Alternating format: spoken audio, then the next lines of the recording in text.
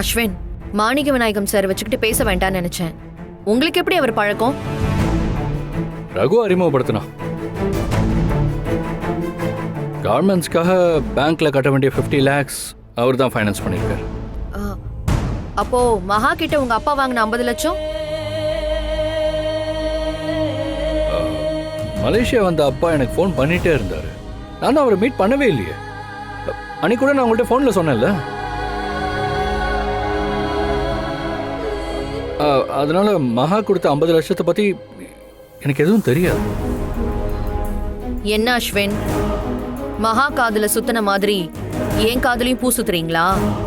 உங்க அப்பா கிட்ட மகா கொடுத்த பணம் என்னாச்சு?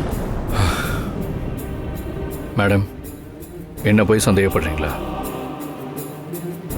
மகா பணம் கொடுத்த விஷயம் எனக்கு தெரியாது. ஆனா அவர் இப்ப எங்க இருக்காரு, என்ன பண்றாருன்னு எதுவுமே எனக்கு தெரியாது.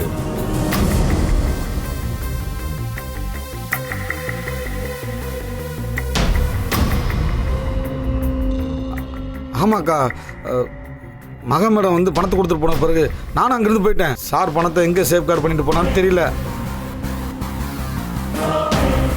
நாம தான் ஃபோன் பண்ணி இவளை ஃபாலோ பண்ண சொன்னோம். இவனும் அங்கிருந்து கள்ள நோட்டு இல்லைன்னு ஃபோன் பண்ணி சொன்னான். இப்போ என்ன ஒரே குழப்பமா இருக்கு?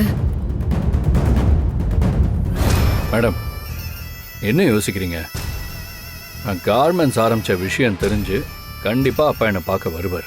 அப்படி அவர் வந்தார்னா மகா கொடுத்த பணத்தை வாங்கி அப்படியே உங்ககிட்ட கொடுத்துட்றேன். போதுமா? எனக்கு வேண்டியது கார்மெண்ட்ஸ் தான். அது என் கைக்கு வந்துருச்சு.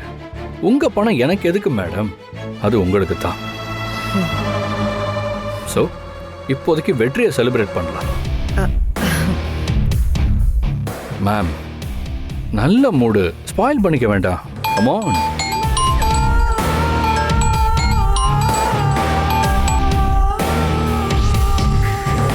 சொல்லுங்கப்பா. வெண்ணிலா, நீ எங்க இருக்கற? வெளியே இருக்கேன், சொல்லுங்க. இல்ல, அம்மாவை காணோமா? என்னது காணுமா?